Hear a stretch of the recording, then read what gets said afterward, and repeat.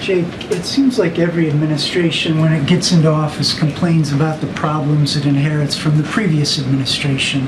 But how do you defend this administration's role with issues like Russia, China, North Korea, Iran? It seems like in all of those cases, our relationship is worse than it was before.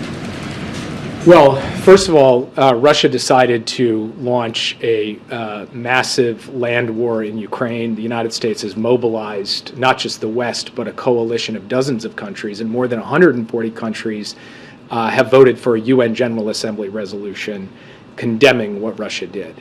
If you look at the U.S. leadership in that regard, we have stopped Russia from being able to take over a sovereign state.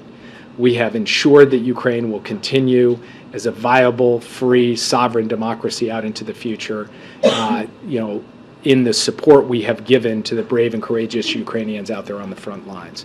I think the story of how the U.S. has stood up to Russia and galvanized the world to do so is a significant achievement of President Biden, and one that we expect to continue.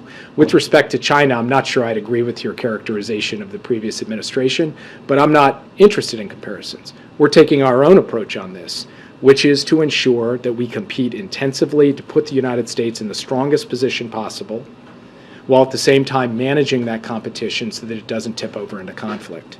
We believe we are managing the competition effectively. And from the question of what we inherited to where we are today, if you look at the U.S. economy and you look at China's economy, if you look at the U.S.'s alliances and the strength that we have built up in the Indo-Pacific and beyond, we feel very good about the strategic position of the United States in terms of the unfolding competition. With respect to Iran, I would just point out that under the administration before the previous guy, Iran's nuclear program was in a box.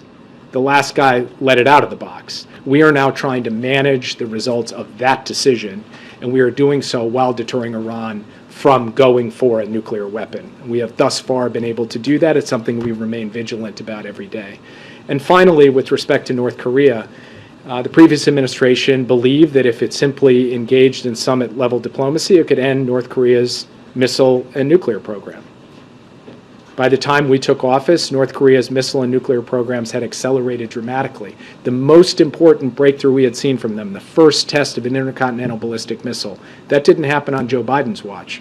That happened before he came to office. So we are dealing with the inheritance not just of the last administration, but multiple administrations on North Korea, and we are doing so in a way where we have drawn more closely together the U.S., Japan, and Korea in a historic summit that has strengthened our capacity to deter and defend the interests of the United States and our allies and partners going forward. So if you look at the overall position of the United States as it relates to those four countries, as it relates to our broader alliances and partnerships, and as it relates to the underlying sources of national strength, our manufacturing, our infrastructure, our technology, all of this we believe we will leave better than we found it by the time President Biden exits this office. Yeah.